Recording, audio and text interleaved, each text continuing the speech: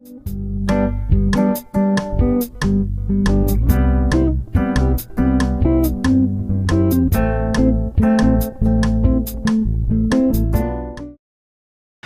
sok szeretettel üdvözlök mindenkit a Kisvakon csatornán. Hát ugye tél van, közeledik a karácsony, de biztos már néhányan elkezdtek gondolkozni néha azon, hogy jövőre mi lesz a kertbe, mit fognak csinálni, nevelnek-e palántát, mikor fogjanak hozzá. Arra gondoltam, hogy elkészítek egy olyan videót, ami a végén videósorozat lesz, hiszen 2 részes, amelyben szeretném a megfigyeléseim, a tapasztalataim alapján elmesélni, hogy mi az a 2 dolog, amit jellemzően el szoktak rontani a palántázásnál, a palánta készítésnél azok, akik mondjuk először vágják ilyesmibe a fejszéjüket.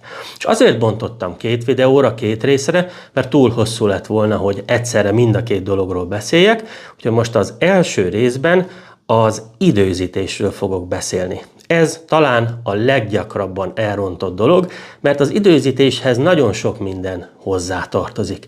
A fény is, a hőmérséklet is, a lehetőségeink is, nem csak a konkrét dátum. Hát erről fogok ma beszélni, és a holnapi nap érkezek egy második videóval, aminek a témája az a talaj, a nevelőedény, a táplálás lesz. Kezdjük az elején.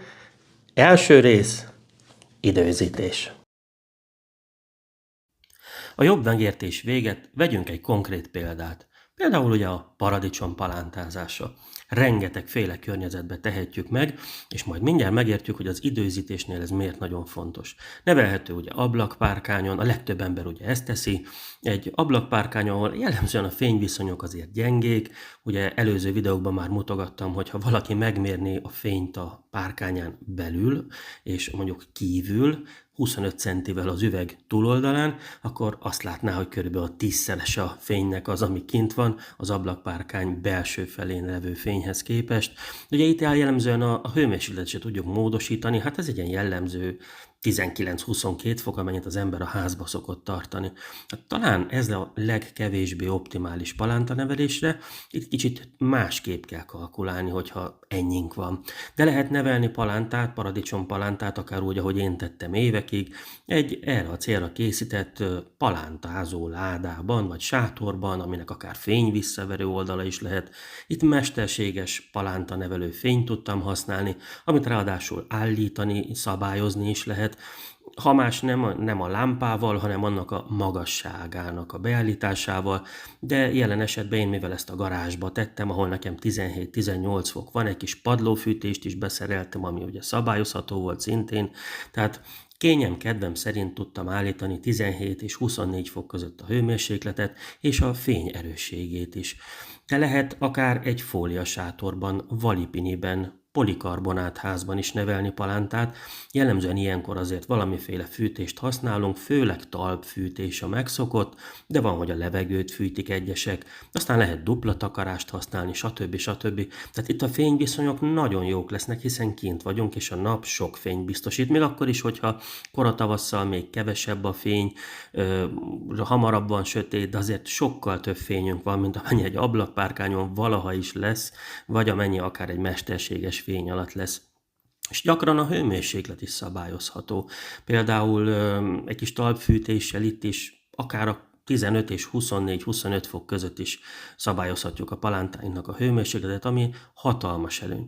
Így hát, ha most arra akarok kitérni, hogy milyen hibákat lehet elkövetni például az indításnál, akkor mindenek előtt azt kell megértsük, hogy ezek a hibák néha nem a kertész hibái, hanem a környezet hibái.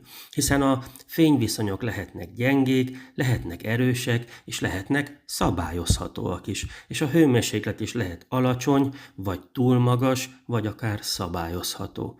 A kérdés csak az, hogy bevállalod-e, hogy te változtatsz a lehetőségeiden, vagy azzal haladsz tovább, ami rendelkezésedre áll. Mert ez befolyásolni fogja azt, hogy hogyan kell időzítsél, és milyen lesz a palánta végeredménye.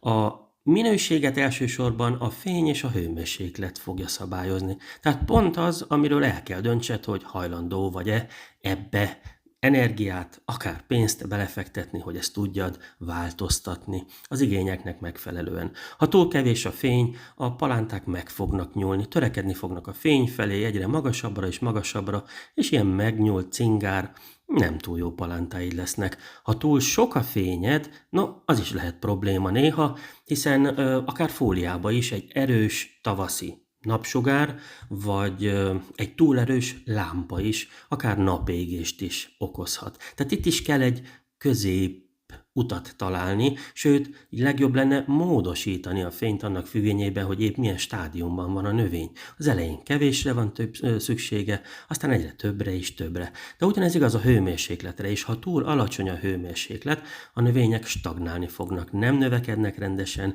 belilulnak, ahogy ezt a képen is látjuk. Hogyha viszont túl magas a hőmérsékleted, akkor pedig nagyon sarkallani fogod a vegetatív növekedésre, tehát megint csak túl megnyúlt palántáid lehetnek, vagy alulfejlett palántáid lehetnek. Igazából itt is arany középutat kell találni, vagy állítani kell a hőmérsékletet. Na hát ez az a valami, amit már úgy hívnak, hogy precíziós palántanevelés, és nem kell ebben feltétlenül részt venni, de tény, hogy általában manapság már sokan törekednek arra, hogy megpróbálják az optimumot nyújtani a palántának, hogy a lehető legjobb végeredmény legyen. A mi példánk esetében ugye nem szabad elfelejteni tehát, hogy minél több fényünk van, és minél melegebb a környezetünk, annál rövidebb idő kell a palánta elkészítéséhez. És itt jön képbe ugye az időzítés. Minél kevesebb a fényünk, és minél hűvösebb a környezetünk, annál lassabban fog fejlődni, tehát annál több idő szükséges. Ezért van az, hogy például a paradicsom esetében számolhatunk egy 40 napos palánta készítési idővel, de akár egy 60 napos palánta készítési idővel ugyanazon faj esetében, hiszen nagyon sok minden, a legtöbb a környezeten múlik. Hogyha számítani szeretnénk egy időzítést, akkor a legjobb mindig visszafelé számolni. Ha például egyszerűen csak a kertbe szeretnénk a palántát kiültetni, azt nem igazán ildomos május 10 és 15 előtt elvégezni, mert megfagyhat egy késői fagy során, vagy akár elég csak, ha megfázik. Így nevezzük azt, amikor nagyon hideg sokkot okoz a növénynél, és aztán visszadobja a fejlődésbe. Tehát mindig visszafele számolunk. Na de mennyit számoljunk visszafele, hogyha én május 15-én akarom kiültetni? 40 napot vagy 60 napot? Nem mindegy. Ehhez kell felismerni a saját környezetét, a nevelési lehetőségét az embernek. Hogyha van egy nagy méretű fűtetlen fóliánk, aminek a légtere tényleg jó nagy, ott már akár szinte egy hónappal hamarabb is elkezdhetünk palántákat kiültetni, hát akkor megint csak onnan kell számolni a 40 vagy akár 60 napot visszafele, mondjuk április 9 és 15 között már ki tudjuk tenni a nagy fóliánkba, hát akkor az időzítést ennek megfelelően sokkal korábbra kell hozzuk, mint azok, akik a szabadföldbe vetnek, ültetnek. Ezért van az például, hogyha valaki megnyitja a vetési naptárat, ami ugye fel van töltve minden Kisvakon webshopba, akkor azt fogja látni, hogy két külön táblázat van. Egy azoknak, akik szabadföldbe ültetnek ki dolgokat, egy azoknak, akik palántát készítgetnek bizonyos célokkal, vagy azért, hogy fóliával ültessék ki, vagy azért, hogy szintén szabadföldbe, csak kicsit hamarabb legyen termésük. Tehát ahány ház, annyi különböző palántanevelési környezet, és ezt mindenki személyesen ki kell tapasztalja a saját környezete, a saját lehetőségei ismeretében, hogy pontosan mikor kell indítani a palántát. Az időzítés az sajnos nem olvasható ki 100%-os pontossággal egy vetési naptárból, ezt meg kell személyesen tapasztalni. Az időzítés kapcsán az utolsó és legfontosabb szabály pedig a következő. Ha ránézzünk erre a képre, egy jó nagy paradicsompalántát fogunk látni. Sok kertész ilyenkor dicsekedve mesélni a barátainak, nézd mekkora palántám van májusra, már van rajta virág, sőt egyeseknél már fejlődnek rajta a termések. Hú, de jó, nem? Nem. Ez egy túlnőtt palánta. Egy palánta, ha túl sokáig nő, idézőjelbe fogságban, tehát egy icike-picike edénykébe, az neki nem tesz jót. Ez nagyon visszaveti a fejlődésben, és az ilyen palántát későbbiekbe kiültetve jellemzően, ha nem is számottevően, de valamelyest kevesebb termésünk lesz, illetve egy picit megsínyli, tehát később is lesz nagyon gyakran termésünk, annak ellenére, hogy már virág volt rajta, amikor kitettük az olyan palánták, amelyek optimális méretbe lettek kiültetve, hát ugye ez legyen a cél, azok nagyon sokszor nem csak, hogy utolérik, de lekörözik a túlnőtt palántát. Tehát ami az időzítést illeti, ne siessük el, a célunk az, hogy megfelelő időben megfelelő méretű palántánk legyen. Nos, ha tetszett neked ez a rész, akkor szeretettel várlak a második videó részben is, amit ide a fejem mellé be fogok tenni egy felugró ablakba, amint az megjelenik holnap, azaz hétfőn.